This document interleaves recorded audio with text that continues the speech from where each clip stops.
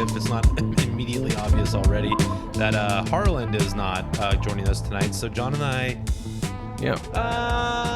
typically we try not to do full topics when we don't have the full gang. So today is going to be a little bit more of a looser thing. John came up with this idea for a fun little thing for us to do tonight. I hope you enjoy the nostalgia that I think will occur. The nostalgia bomb, I think, is going to go off. Mostly it's just a FOMO type thing. I know that Harlan doesn't want to miss out on contributing to larger topics and to things that he might want to like scream about, or say like, you know. Now just wait 1 minute. That's my Harlan. Wait. Like Do you mean to tell me? That's my Harlan too.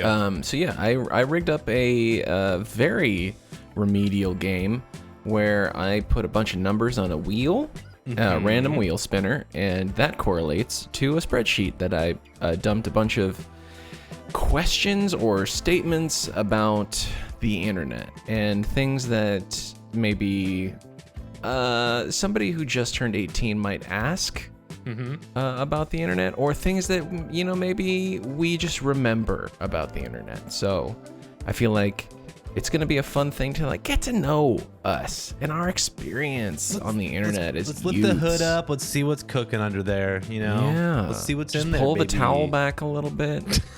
Just, you're wearing a towel. I'm gonna knock it right off. So let's dive into. I didn't come up with a name for this game. Oh. Do you have anything clever off the spot? Yeah, I was thinking early age of the internet or something like that. Let's spin that wheel, baby. Back in time.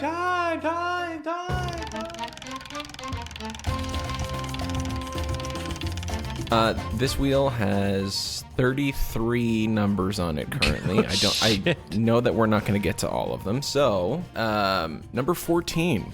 Okay, that's an okay number. Now this one is a bit of trivia, and I don't know if this is necessarily going to ring any bells for you, Kyle. So maybe I'll pop an image in the chat for you. All right. Now, well, you know what? Does the name Chris Crocker ring a bell to you? It does. He was. Is that not Perez Hilton's dude?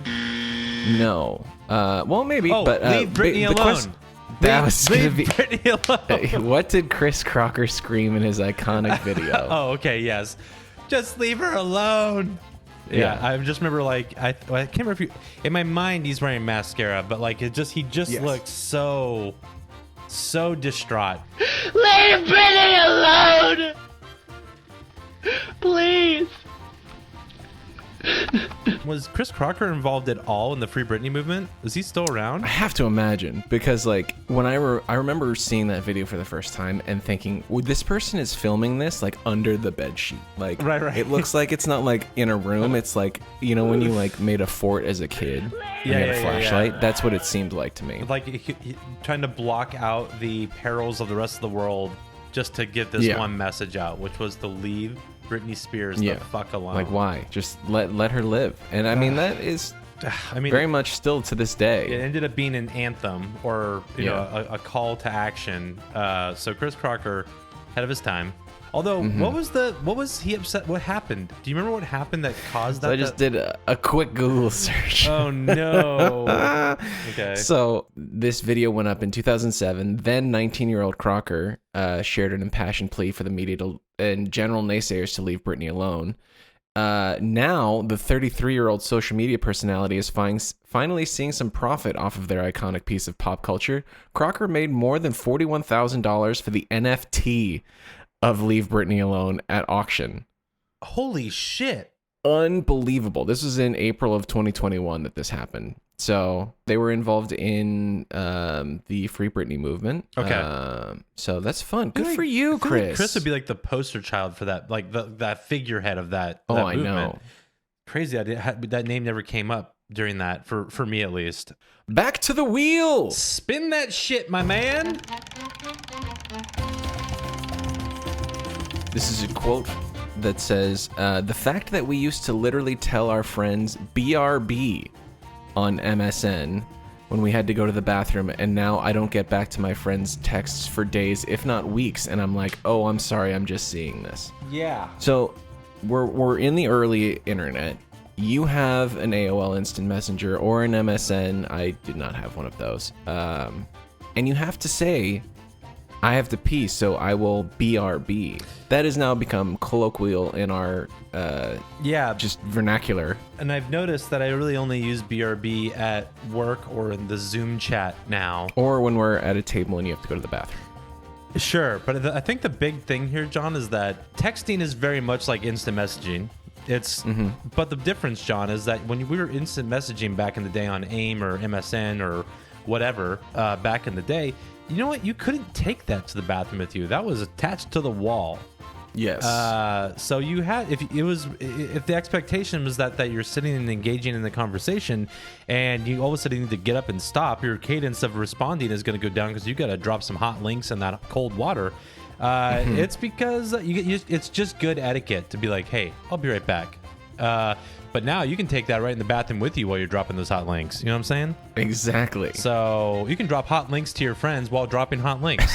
But I think that's got to be part of it, like how mobile and regular text conversation is now versus how it was something you were tethered to when you were doing it. There's a big thing of like now when the internet first started, you at one point were either online or offline. Right.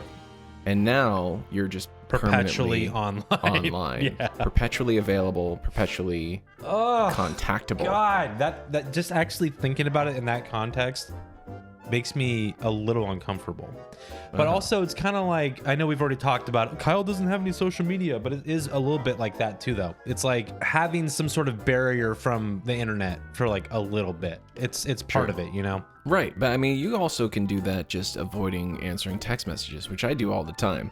Or what will end up happening for me is I will pick up my phone, I will read the text, be like, yes, put it away, and not respond to it. That's just a thing that happens 3 times out of the day for me. But you never say, can you imagine, be like, hey, John, I've been really thinking that we should go get a drink on Friday. And you just, you look at it and you go, BRB.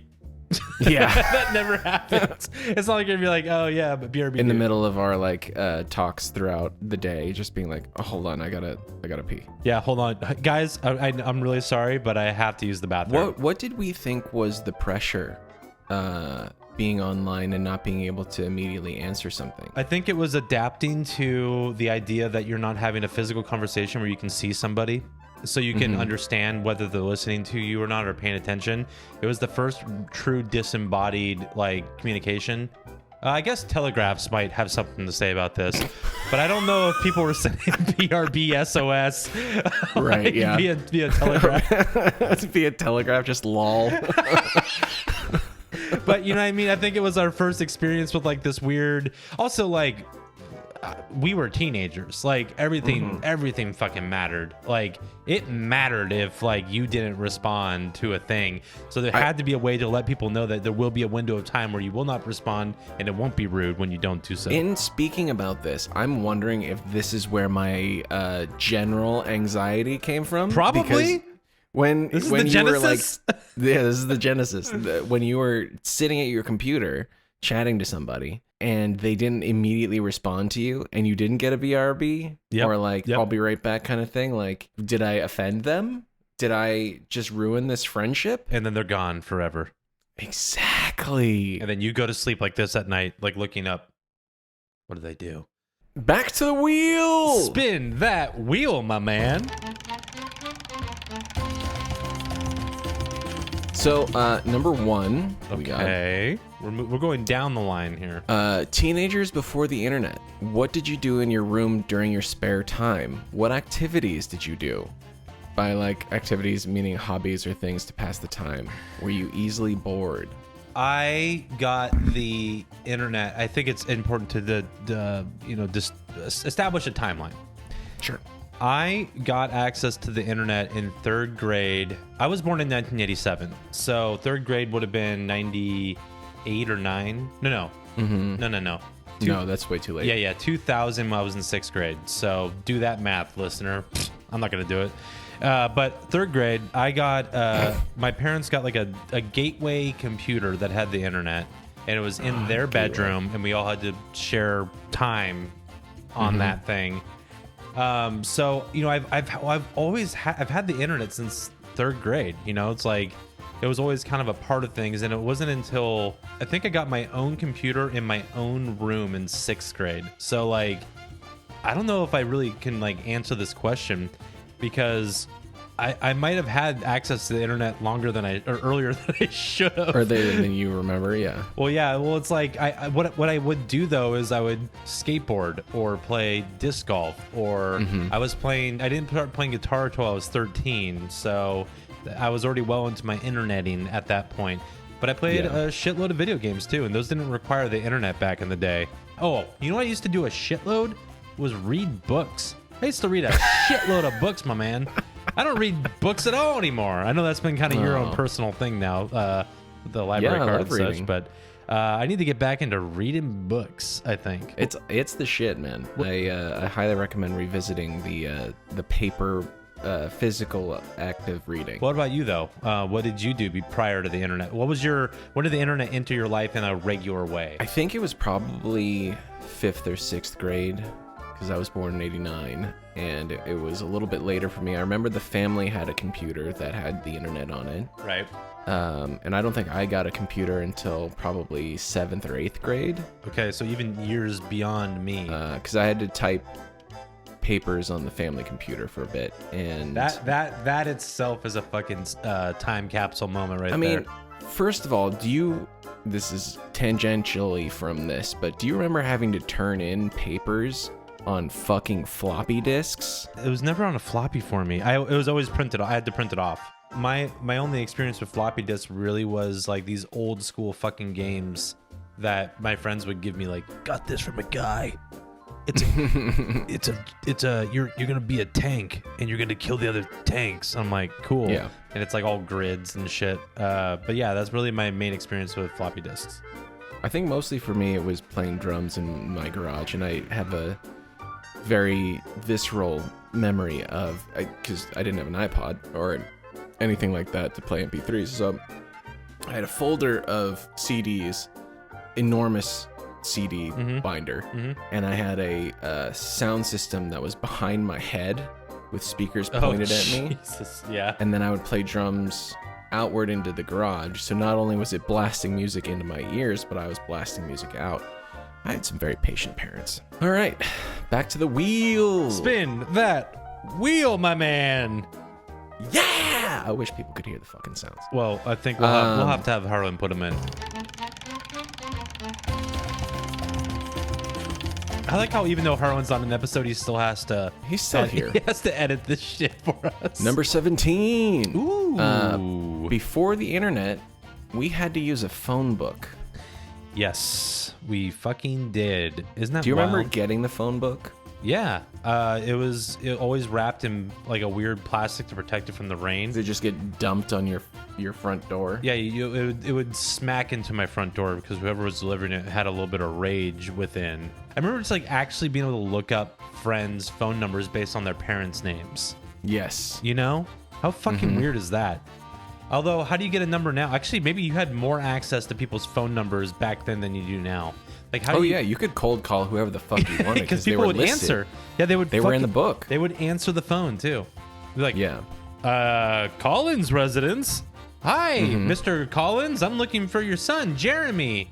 Well, Jeremy. Okay, yeah, he's here. May I ask who's calling? Yes, may I ask who's calling, please? Tell him it's Kyle from school. Okay, I will tell him it's Kyle from school. Jeremy! I'm calling about homework. Yeah, we have a paper we're working on.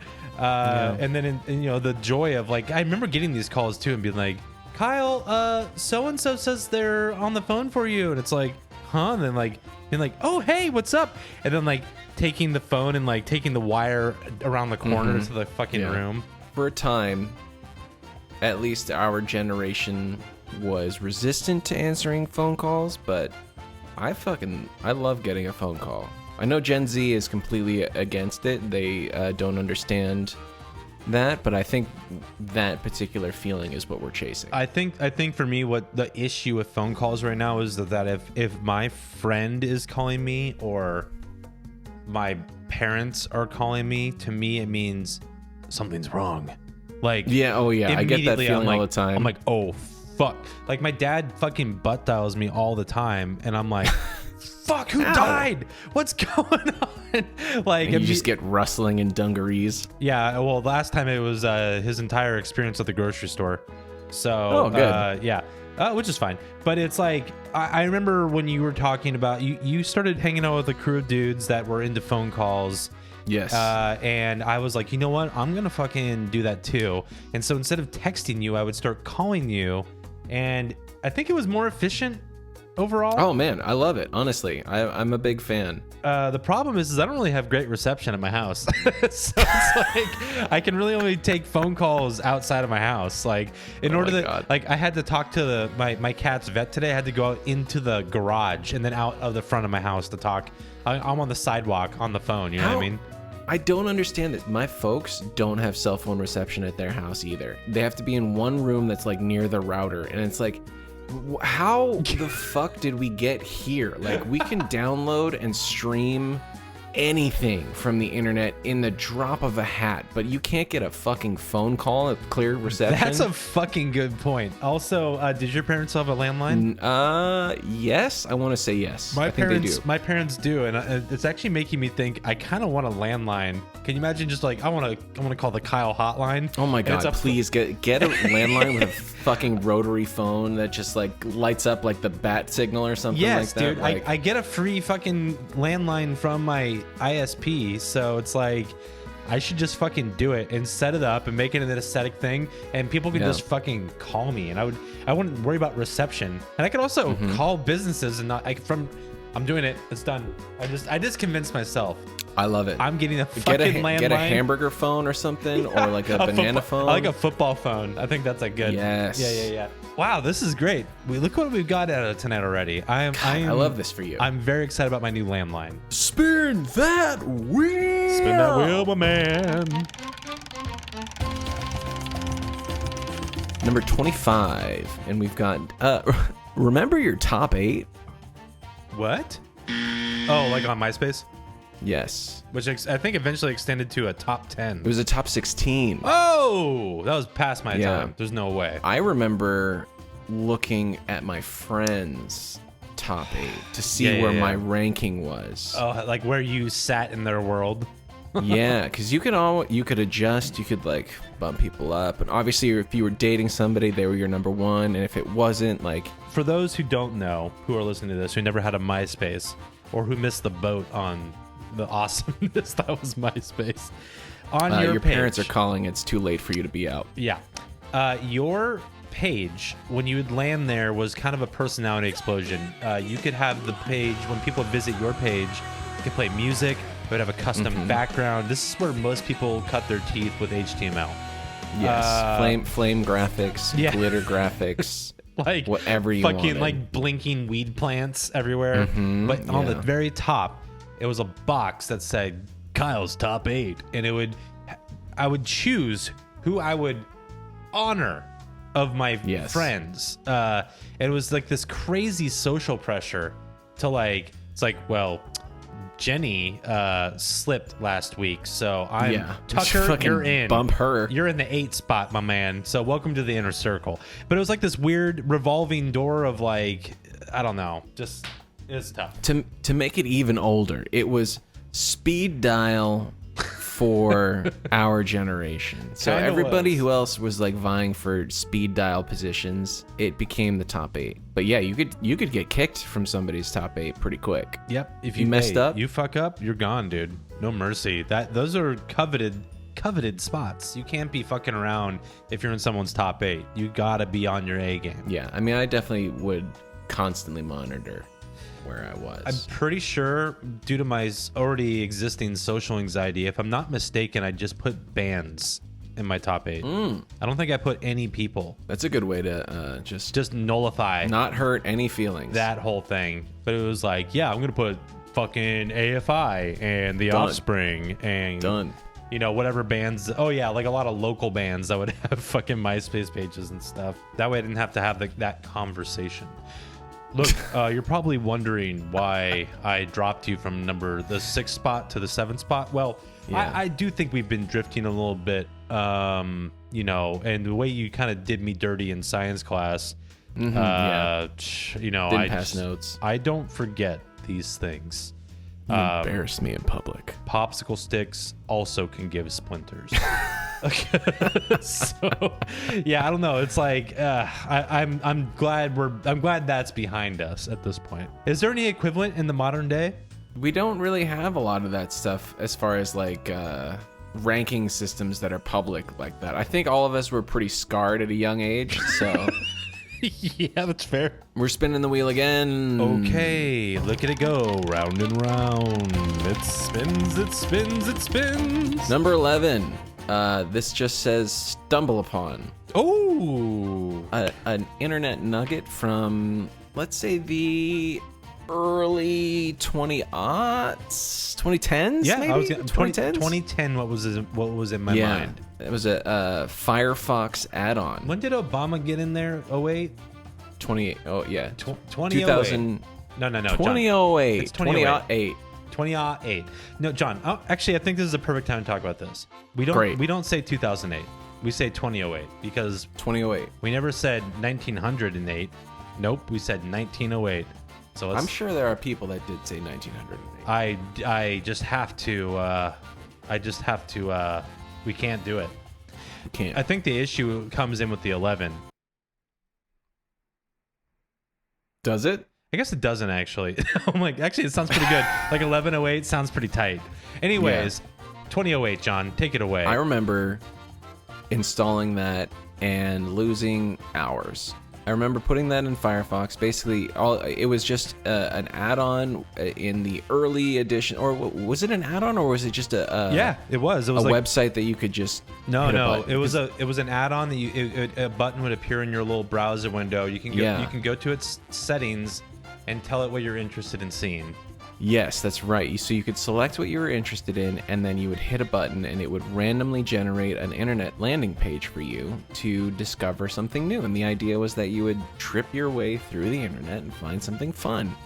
And it definitely did that. And I can't remember if there's anything valuable that I got from it, but I definitely enjoyed my time. Yeah, I remember I made my scope very narrow for what I was looking for when I would click on Stumble Upon. Cats. Cheeseburgers. Yeah, those old meme sites were very prevalent at that time too. But I think it was actually a lot of national park sites. I was getting like a lot of travel stuff, considering that I was not traveling at all at that point in my life. I could not afford to do any of that. Those are college years. I was traveling in my mind and with my Stumble Upon. Did I find any long-lasting websites from that like I was like, I'm so glad I stumbled upon this website, and now it's in my bookmarks. I definitely think I bookmarked a bunch of shit from Stumble Upon, but I don't know how often I revisit it. Yeah, I'm like, yeah, exactly. Like, do you go back? This is why like websites like 4chan, Reddit, Something Awful, stuff where it's like you go to one place and it's like a filter for content on the internet, like where you're gonna just you don't have to go to all these 15, 20, 30 different websites every day. You can just go to one place and get your shit that way. But I remember like it's like having friends that were like, it's like, oh, I'm on Jezebel all the time, and like like, oh, I go to 6 websites every day and look at their new things. And it's like, man, that's what Stumble Upon is also feeding into. I think right now we're in the rise of the, we're in a true situation where one-stop shops are like what those companies want. They want you to only use their platform and nothing else. Like the idea of independent websites is like totally gone. Everything's like Reddit as an example is like it's just like people pulling stuff from all over the internet, mostly TikTok nowadays, and putting it on Reddit, so you can just go to Reddit and see all that all at once, and that's all you need to go. You don't need to go anywhere else if you don't want to. You can see as much of the internet as you need right there. Yeah, I was thinking about it, was going to reference Reddit, because I think like instead of spending so much time just scrolling through one particular app, you were able to like kind of navigate your own thing. It essentially served the same purpose, where you're kind of like, I want to see something and I don't know what it is, and so you would just hit a button and a random web page would come up and you'd be like, this is not for me. I'm going to continue to hit this button. I don't need a chainsaw right now. Why am I on this chainsaw sales website? Yeah. Honestly, a lot of it was like DeviantArt things that would come up for me. So it was like, ooh, cool. And then I'd move on. I am going to check and see if Stumble Upon's still a thing, and I might give it a spin. Oh my gosh. Speaking of a spin. We have number 7, downloading songs from LimeWire. Or, I mean, insert Napster or Kazaa or anything else. Kazaa, Napster, LimeWire. I'm trying to think if there's anything else I used. I mean, just torrenting in general, not using those sites. LimeWire was my beverage of choice because I don't think I could get Napster because I had a Mac. I definitely started on Napster, and I think Morpheus was the other one as I'm thinking of. Kazaa, I think, was the one I used the most. Napster just had this UI that is, even when I think about it right now, it makes me very nostalgic. It's like very much like gray document page with the blue download bars. It's just like very not sexy, but very like, it felt so freeing. And the excitement, I remember just the excitement of downloading music. Like, yeah, I know. It's like so funny to think about now because you don't download it anymore. You just stream. It's like there was all this stuff with Pearl Jam and Metallica going to court about losing all this money because of these downloading programs, and now everyone has Spotify on their phone, and artists are still not getting paid shit for their. But you don't have to download it anymore. You just hit a button and it plays. It's like this. But I miss that anticipation of like, holy shit! I remember. Okay. Here's the other thing. People would put up whatever files to download. They would just rename them to something fucking ridiculous. Yeah. I'd be like, hell yeah, I'm going to get Neil Young and Crazy Horse. Rust Never Sleeps. But nope, it's Slipknot. Like, it's like, what the fuck is this? What am I listening? This is weird direction for Neil Young to go in. But like I remember there was a couple times where I was like thinking for so long that I knew the name of a song because of what it was on Kazaa or LimeWire, like whatever I downloaded. Yeah, I'm trying to find it right now. There is a Twitter that exists where people post their old Kazaa song and who the artist is. Right. And so it's like all of the things that are mislabeled because like, you know, that was kind of the funny thing about it when you would go and you would search for a song or something. Usually it was a song and then find like whatever the top one was. But it would also be tagged with like, I mean, you and I definitely downloaded a ton of grunge. And so it was like every band was tagged. It would be like Smells Like Teen Spirit, Stone Temple Pilots, Alice in Chains, Nirvana. Like it was just like, and then you put it on your brick of an MP3 and you're like, player. This is Silverchair. Yeah, and you just have no idea what the fuck you're listening to. I feel like my music taste had been misguided as far as who wrote or recorded what. That's the kind of the thing though. It's like it was kind of this trust, and you like put out, I know I may not get this band, but I want to listen to bands like this, so I'm gonna put Nirvana in and I'll get something that sounds like Nirvana. Yeah, something, who knows. Spin that wheel, but don't really. What was your first screen name? Screen name. Oh God, I know what it is. Do you know I've yours got is? mine, yeah, because I thought about this earlier. Okay. It was Burning Star 19. No shit. Yeah, I wanted to be very, very cool, and I was like, probably in 7th grade, being like, how can I sound really cool? Okay, I can think of a number of them right now, and I think I know what the correct one is. Yeah, I think the first one, my first screen name, not my first email, my first screen name was Toxic Flea. That's tight. With like every third letter capitalized. Ooh, good, yes. Yeah, really had to just make it. I don't know why I was like, yeah, this is gonna be cool. Hell yeah. That's all we wanted. That's all we wanted as youngsters, to be cool. Yeah, but the thing is though, is that I realized after looking at like once you get into like AIM or something, I'd be like, oh yeah, I would see what the cool people were actually doing, and then I realized I was not cool. But it's like Baller 42. What's up? My name is Riley. I'm on the basketball team. My name is Baller 42. And everyone's like, "Oh my God, that's such a cool name, Baller! Wow." Yeah. My first brush with this was around that time when I was still Toxic Flea. I went to a birthday party to go atomic bowling at the local bowling alley where it's bowling after dark. Why did we bowl so much as kids? I don't know, man. I don't know why we bowl. The bowling industry really has a chokehold on the preteen. Yeah, I think that's really a thing that's going on. It's definitely an intersection of like kids occupied for a certain amount of time and parents with unlimited access to beer. Right, totally. You kids just have fun. We're just like throw at the those bar, balls down there. Put the bumpers up. Those pitchers keep coming out. The greasy fingers going in the greasy food. You kids are fun. You got the bumpers up, good. But I remember that it was a real life example of how my real life affected my internet life. I set my name on the monitor for like my turn to be prom date was my name, and the response from the opposite sex, and actually the immediate sex as well.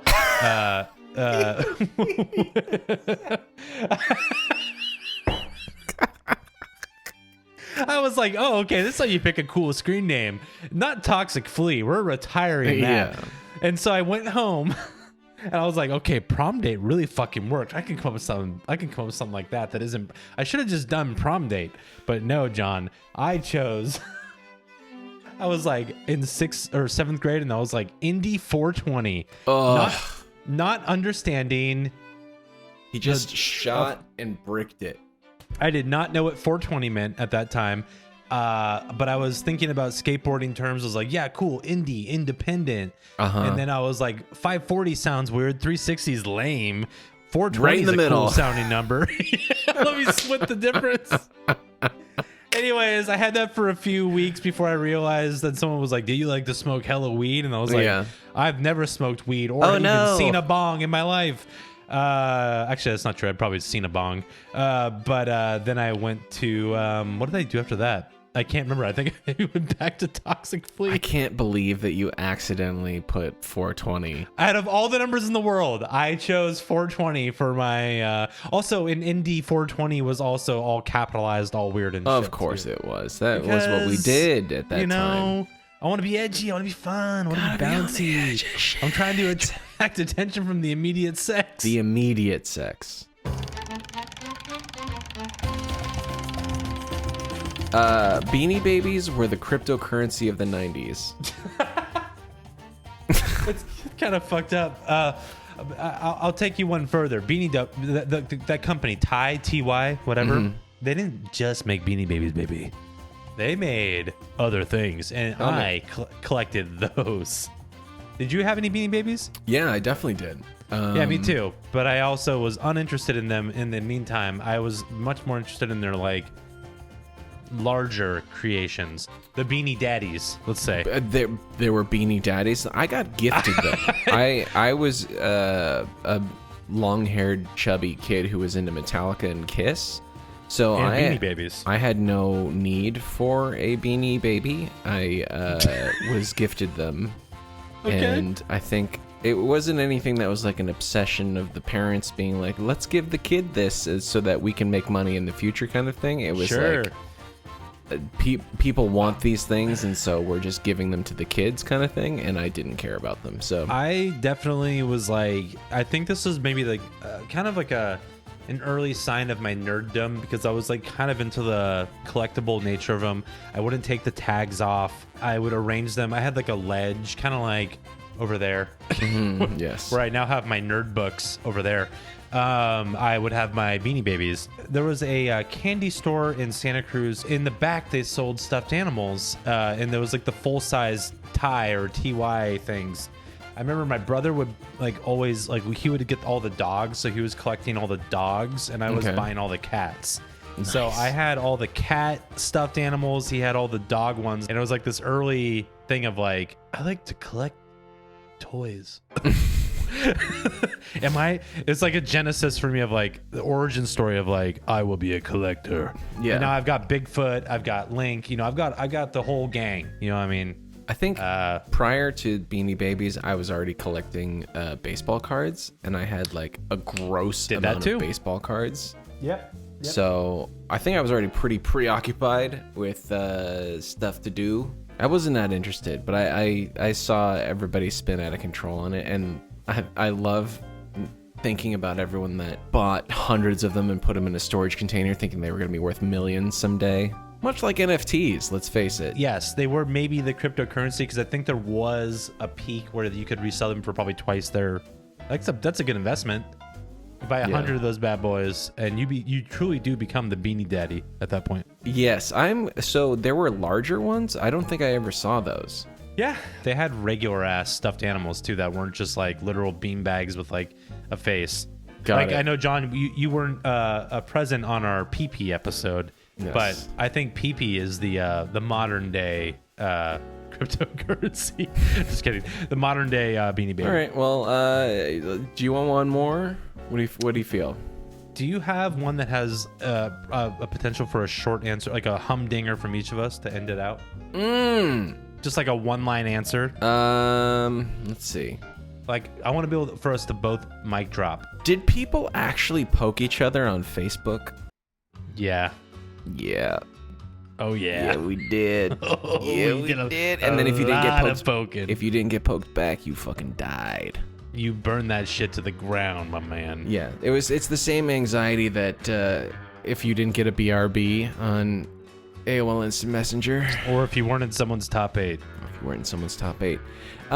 I think this entire episode has made me realize that my anxiety has completely stemmed from my early internet experience, and I'm pretty upset about it. I feel like a class action lawsuit against AOL is worthwhile, and if anybody wants to join, please email us at 20kleaguespod@gmail.com and send in your experiences also. That's fun. Let's do this. Let's keep it going. I would love to hear other people's experiences with this, because as much as our little window of time as the internet was coming up, every 5-10 years there's like a new pocket of nuance and niche that we'll never get to experience. We got to talk about what we experienced, but I'm fascinated by other perspectives on the internet becoming a part of someone's regular life. Internet historians here, signing off. Follow us on all of the shit. Please watch the YouTubes. And good luck out there.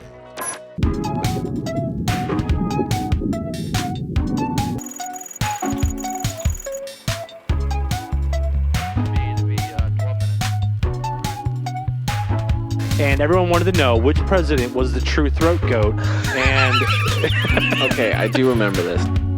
And they are all some sort of eldritch monsters of yore, right? She was also selling videos of her farting in the jar. I hate this so much. I hate everything about this. yeah. Secure to starboard.